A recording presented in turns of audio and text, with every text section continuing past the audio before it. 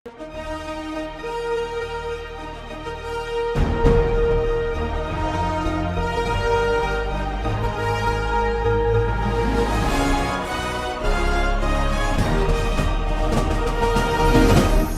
பார்த்து கொண்டிருப்பது உங்கள் ஜாஷ்வா டிவி. சகல ஜனங்களுக்கும் நற்செய்தி.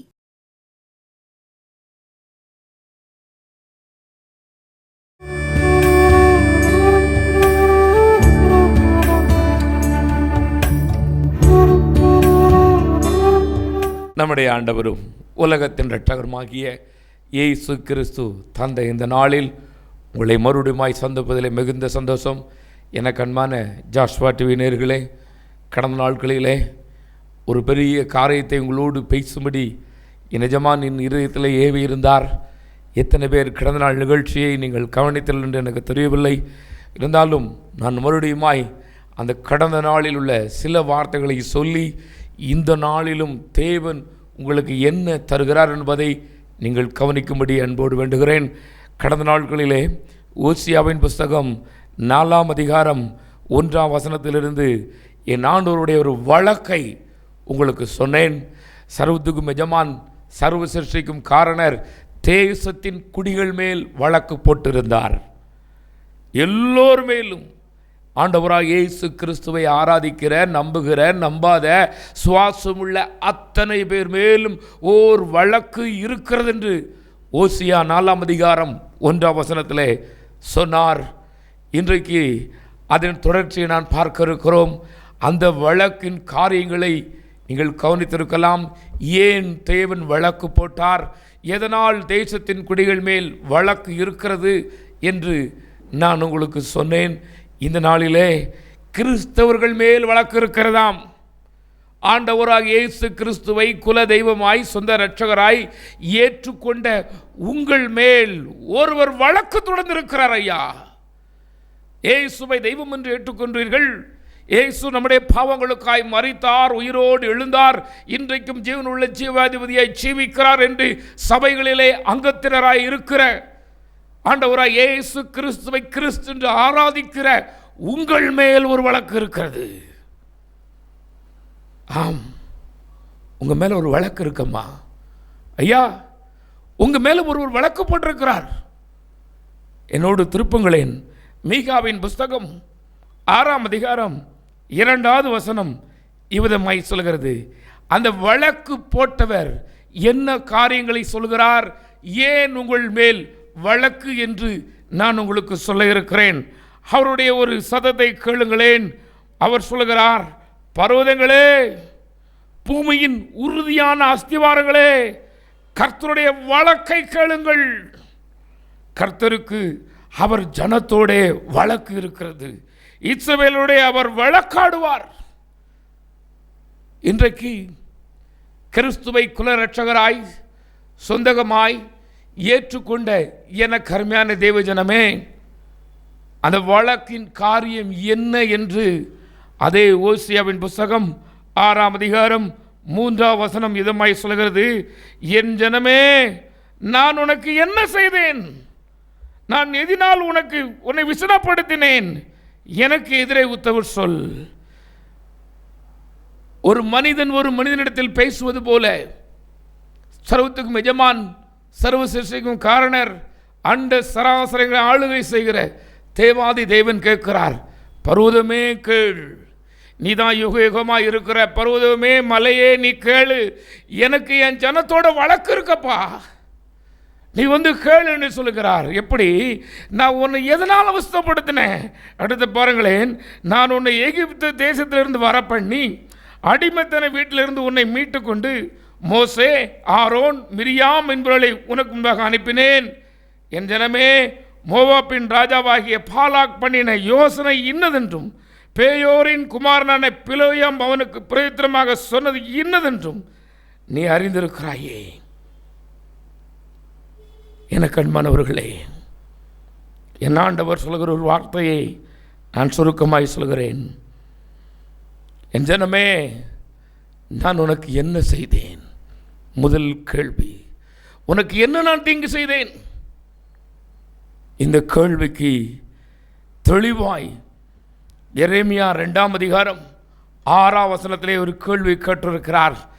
என்னை விட்டு தூரப்பட்டு மாயையை பின்பற்றி வீணராய் போவதற்கு என்னிடத்தில் என்ன அநியாயத்தை கண்டீர்கள் என்று கேட்கிறார்.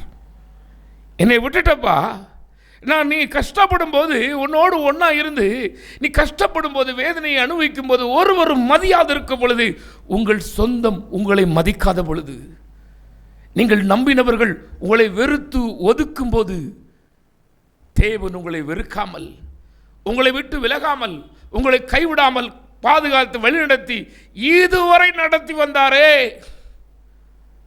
நான் மற்றவர்களுக்கு செய்வது போல உனக்கு செய்தேனோ? மற்றவரிடத்தில் கண்டிப்பையும் உனக்கு இரக்கத்தையும் நான் காண்பித்தேனே? நல்ல வேலையில் இருக்கிற கிறிஸ்தவர்களே, நல்ல வசதி படைத்த கிறிஸ்தவர்களே, தேவனுடைய கேள்வி இது. மற்றவரிடத்தில் கண்டிப்பையும் உனக்கு இரக்கத்தையும் நான் செய்தேனே, எதினால் என்னை விட்டு தூரப்பட்டு போனாய்? எதினால் என்னை விட்டு தூரப்பட்டு போனாய்? மாயை. வேதம் சொல்லுகிறது, விதமாய் பிரசங்கி புலம்புவார், எல்லாம் மாயை என்று. இன்றைக்கு மாயையை நம்பி இந்த உலகம் போய்கொண்டிருக்கிறது. கையடக்க செல்போனில் வருகிற காட்சிகளை பார்த்து தன் இருதயத்தை கெடுத்துக் கொள்கிறான். கையடக்க செல்போனில் வருகிற ஆகாத காட்சிகளையும் வீணான காரியங்களையும் பார்த்து தன் இருதயத்தை கெடுத்து தன் சரீரத்தையும் கெடுத்துக் கொள்கிறான். நான் அதன்படி செய்தேன் என்று சொல்கிறான். எங்கோ நடக்கிறதை காண்கிறான், அதை இங்கே செய்தால் என்னவென்று எண்ணுகிறான். மாயை. நீ பார்க்கிறது உண்மையா? நீ காண்கிறது உண்மையோ? உன் கையில் அல்லவா அது இருக்கிறது. மாயை. இதற்கு நேரத்தை செலவிட்டு அவரை விட்டு தூரப்பட்டு போனாமா? எனக்கு அன்பான தேவஜனமே, என் ஆண்டோடைய வழக்கு இருக்கிறது. என் ஆண்டவர் உங்கள் மேல் ஒரு வழக்கு போட்டு இருக்கிறார். அதை அவருக்கு மேல் சொல்வதற்கு ஒருவரும் இல்லை. என் எஜமானுக்கு மேல் ஒருவரும் இல்லாததினால் பர்வதத்தை பார்த்து சொல்கிறார், மலைகளை பார்த்து சொல்கிறார், மலைகளே குன்றுகளே கேளுங்கள், கேளுங்கள் என்று சொல்லுகிறார். வேதத்தில் சொல்லபடி இதமாய் சொல்கிறது, அவர் ஜனத்தோடு வழக்கு இருக்கிறது. வேதத்திலே என் ஆண்டவர் சொல்கிறார், எதனால் என்று சொன்னார். ஓசியா 4ஆம் அதிகாரம் 1ஆம் வசனத்தில் நீங்கள் பார்த்தீர்கள் என்றால், ஐயோ என் ஜனம் எனக்கு செவி கொடுக்கவே மாட்டேங்கிறார். இதே மீக 6ஆம் அதிகாரத்திலே 11ஆம் வசனத்தில் சொல்கிறார், கள்ள தராசும் கள்ள படிக்கற்களும் பையும் இருக்கும் பொழுது அவர்கள் என்னை சுத்தமுள்ள என்று எப்படி சொல்வான்? துன்மார்க்கனுடைய வீட்டிலே துன்மார்க்கன் சம்பாதித்த பொக்கிஷங்களும் அருவருக்கப்படத்தக்க குறைந்த மரக்காலம் இன்னும் இருக்கிறதல்லவோ. பெயர் மாறினது, தொழில் மாறினது, ஊர் மாறினது, எல்லாம் மாறினது, சுபாவம் மாறினதா? சுபாவம் மாறினதோ? என் ஆண்டவர் அருவருக்கத்தக்க காரியம் உன் வீட்டில் இருக்கிறதா? சகோதரனே, சகோதரியே, பெற்ற தாயை பாரம் என்று எண்ணி நீ எங்கோ கொண்டே விட்டு விடுகிறாயோ? உடன் பிறந்தவன் பாரமாய் போய்விட்டானோ? பெற்ற மகன் பாரமாய் போய்விட்டானோ? தேவன் அருவருக்கிற காரியம் இது. என் ஜனத்தின் மேல அதனால தான் அவர் வழக்கு போட்டிருக்கிறார். அதனால தான் அவர் கூப்பிடுறார், பர்வதம் வா.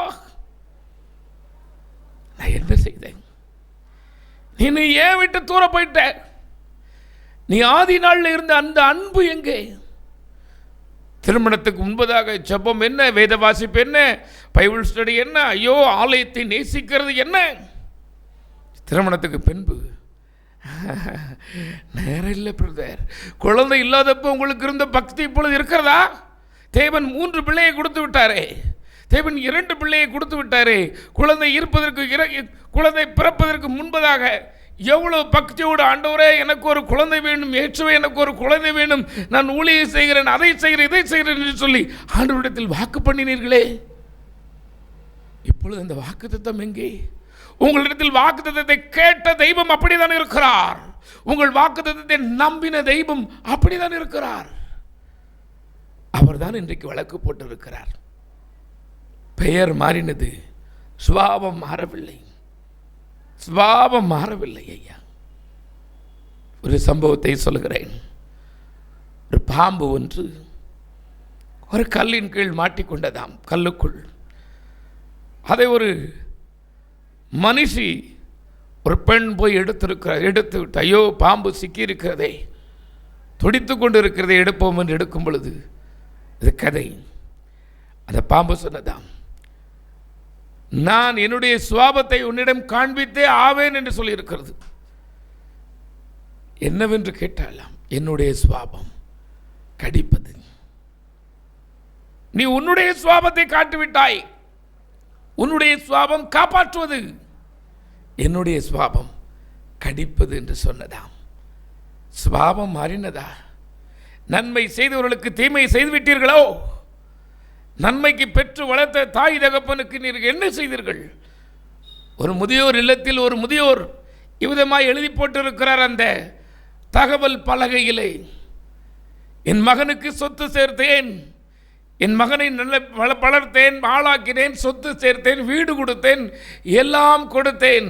வசதி வந்த பின்பு அவன் வைத்திருக்கும் நாய்க்கு அவன் வீட்டில் இடம் இருக்கிறது, அவன் வைத்திருக்கிற அந்த நாய்க்கு அவன் காரில் இடம் இருக்கிறது, இவையெல்லாம் செய்து கொடுத்த எனக்கு இடமில்லை என்று சொல்லியிருக்கிறார். வழக்கு இருக்கிறது, விடவே மாட்டார். எனக்கு அன்பான கர்த்தருடைய ஜனமே, தேவன் ஒரு காரியத்தை சொல்லுகிறார் பாருங்களேன். ஐயா, என்னோடு திருப்புங்களேன், என்னான் உங்களோடு பேசட்டும். எரேமியாவின் புஸ்தகம் 8ஆம் அதிகாரம் 7ஆம் வசனம் விதமாய் சொல்லுகிறது. எரேமியாவின் புஸ்தகம் 8ஆம் அதிகாரம் 7ஆம் வசனத்திலே நீங்கள் பார்த்தீர்கள் என்றால், அங்கே என் ஆண்டவர் விதமாய் ஒரு கேள்வியை கேட்கிறார். என் ஆண்டவர் ஒரு கேள்வியை கேட்டு சொல்கிறார், ஐயோ, ஆகாயத்தில் உள்ள நாரை முதலாய் தன் வேளையை அறியும் காட்டு புறாவும் கொக்கும் தகைவலான் குருவியும் தங்கள் வரத்தக்க காலத்தை அறியும் என் ஜனங்களோ கர்த்தரின் நியாயத்தை அறியார்கள் என்று கர்த்தர் உரைக்கிறார். என் ஜனங்களோ, மறுபடியும் ஆண்டவர் சொல்றார், என் ஜனமோ, கள்ளத்தராசும் நய வஞ்சக யோசனையும் என் ஜனத்தில் இருக்கிறது என்று சொன்னாரே. எனக்கு அன்பான கர்த்தருடைய பிள்ளையே, நான் ஒரு சம்பவத்தை உங்களுக்கு சொல்ல விரும்புகிறேன். அருமையான தேவ மனிதர் சொன்ன ஒரு சம்பவம். ஒரு அருமையான ஒரு பரிசுத்தவானை அந்த பகுதியில் உள்ள ஒரு பணக்காரர் அழைத்து, எங்கள் வீட்டுக்கு நீங்கள் ஜெபம் பண்ண வரணும்னு சொல்லியிருக்கிறார். எதற்காக என்று கேட்டிருக்கிறார். அவரை அழைத்தவர்கள் சொல்லியிருக்கிறார்கள், அவர் ஒரு பெரிய ஒரு நபர், நீங்கள் கட்டாயம் அங்கே வர வேண்டும், வாருங்கள் என்று சொல்லியிருக்கிறார். இவரும் மறுபடியும் கூப்பிட்டதும் போய்விட்டார். போனதும் என்னவென்று கேட்டிருக்கிறார். அதோ உட்கார்ந்திருக்கிறார் என் தகப்பனார், அவரை பாருங்கள், அவரை பாருங்கள் ஐயா, என்னவென்று கேட்டிருக்கிறார். அவர் மேலே ஒரு சால் மாத்திரம் போட்டு மூடி இருந்திருக்கிறார்கள். திறந்ததும் அப்படியே வெடிப்பு வெடிப்பாய் சரீரம் முழுவதும் வெடித்திருக்கிறது. ஏன் என்று கேட்டிருக்கிறார். அதுதான் எங்களுக்கும் தெரியவில்லை, அதுதான் எங்களுக்கும் தெரியவில்லை, நீங்கள் ஜெபியுங்கள் என்று சொன்னாராம். நடந்த சம்பவம். உடனே இந்த அருமையான தேவ மனிதர் கண்களை மூடி ஜெபித்திருக்கிறார். ஜெபித்த பொழுது என் ஆண்டவர் ஒரு காரியத்தை காண்பித்திருக்கிறார். முந்தின நாட்களிலே அவர் ஒரு எண்ணெய் வியாபாரியாம். அந்த எண்ணெய் வியாபாரி சொல்லியிருக்கிறார், ஐயா, தேவன் எனக்கு ஒரு காட்சியை காண்பிக்கிறார், எனக்கு நீங்கள் அதன் காரியத்தை சொல்ல வேண்டும் என்று சொல்லியிருக்கிறார். என்ன சொல் என்று சொல்லியிருக்கிறார். நான் அநேக எண்ணெய் டின்களை பார்க்கிறேன், ஒவ்வொரு எண்ணெய் டின் மேலும் எண்ணெய், இந்த தேங்காய் எண்ணெய், கடல் எண்ணெய், பாமாயில் என்று போட்டிருக்கிறது. ஒரே ஒரு எண்ணெய் டின் மேல் எண்ணெய் என்று இருக்கிறது. இதைத்தான் என் ஆண்டவர் கேட்க சொன்னார். இது என்னவென்று கேட்டிருக்கிறார். உடனே அவர் சொல்லுவார், அதுக்கு பேர் எண்ணெய். அதைத்தான் நானும் பார்த்தேன். எண்ணெய்னா என்னன்னு சொல்லி கேட்ட பொழுது அவர் சொல்லியிருக்கிறார், அதுக்கு பேர் எண்ணெய். எந்த எண்ணெய்க்குனாலும் கலப்படம் பண்ணிக்கிடலாம். கலப்படம் பண்ணிக்கலாமா? ஆமாம். அதனால் தான் குறைந்த விலைக்கு கொடுக்க முடிகிறது. அதனால் தான் நான் குறைந்த விலைக்கு கொடுத்தேன், அதை வைத்து நான் சம்பாதித்தேன் என்று சொல்லியிருக்கிறார். அதுதான் உனக்கு வந்திருக்கிறது என்று விறுவிறுன்னு வந்து விட்டாராம். இன்றைக்கு நன்றாய் தெரியும் கலப்படம். இன்றைக்கு கலப்படம் செய்தது ஏமாற்றுவது நன்றாய் தெரிந்திருக்கலாம். ஆனால் நீதியுள்ள நியாயாதிபதி நியாயம் கேட்காமல் விடவே மாட்டார், விடவே மாட்டார். நினைச்சுக்கிடலாம், நம்ம யாரும் தெரியலையே, நம்மளை யாரும் பார்க்கலையே என்று சொல்லி விடவே மாட்டார். என் சகோதரனே, இயேசு கிறிஸ்துவை குலதெய்வமாய் சொந்த இரட்சகராய் ஏற்றுக்கொண்ட பின்பும் உன்னிடத்தில் மாறுபாடான காரியங்கள் இருக்குமானால் உன்மேல் வழக்கு ஒருவர் தொடர்ந்திருக்கிறார். நீ ஏமாற்றக்காரன் என்று வழக்கு தொடர்ந்திருக்கிறார். தேவனை விட்டு பின்வாங்கி போனவன் என்று வழக்கு தொடர்ந்திருக்கிறார். ஒரு புத்தி இல்லாத நீ நினைக்கிறாய் ஐந்தறிவு என்று, ஐந்தறிவு பறவைக்கு இருக்கிற உணர்வு கூட உனக்கு இல்லை என்று சொல்கிறார். கொஞ்ச நாளைக்கு முன்னால சுனாமி வந்தது. சுனாமி வந்தப்போ அநேக பழங்குடிகள் மலைக்கு மேலே போயிட்டாங்க. அருமையான ஒரு நல்ல ஒரு பகுதி இருக்கிறது நம்முடைய தேசத்திலே, அந்தமானில் உள்ள ஆதிவாசிகள் நடந்தது. கீழே மலைக்கு கீழே இருந்தவர்கள் மேலே போய்விட்டார்கள்.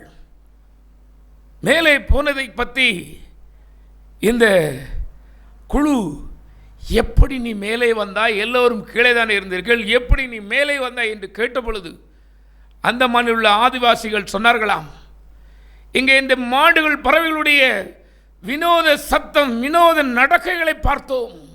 இது வினோதமான சத்தத்தை எழுப்பினது, இது வினோதமாய் இருந்தது.